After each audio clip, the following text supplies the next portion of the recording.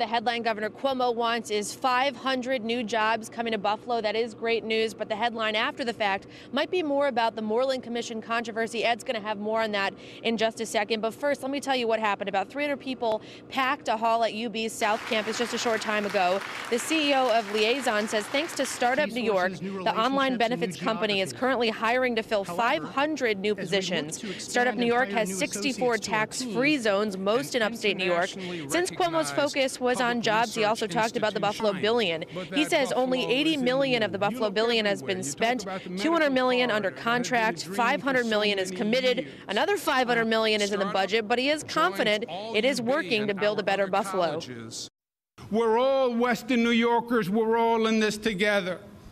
Break down the silos. I'm academia, I'm business, I'm a politician. You're all in it together. Let's have one table. Let's put everyone at one table. Because a united Buffalo, a committed Buffalo, is unstoppable.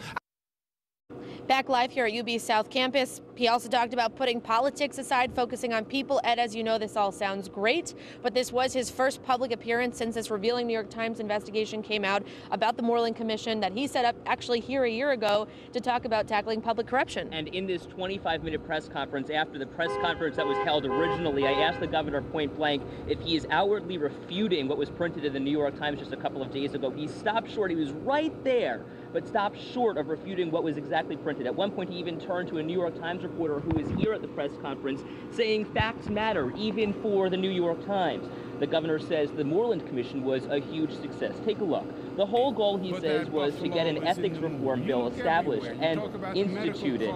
The governor said that the Moreland Commission was a huge success and could still do independent investigations if they saw fit. The governor said most of the people on the commission were lawmakers and that the state doesn't necessarily need another law enforcement panel that would ultimately suck money from state taxpayers.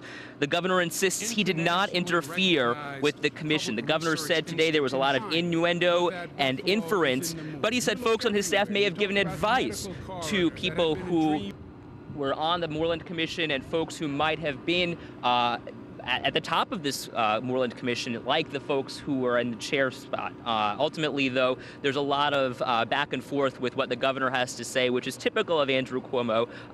He will say one thing, but stops short of saying exactly what it is. So again, he insists he did not interfere. No one on his staff interfered with anyone on the Moreland Commission. Sure, a lot of ground to cover here. Ed, thank you very much. Teresa, that basically sums it up, but there's a lot more details to get to, I'm sure.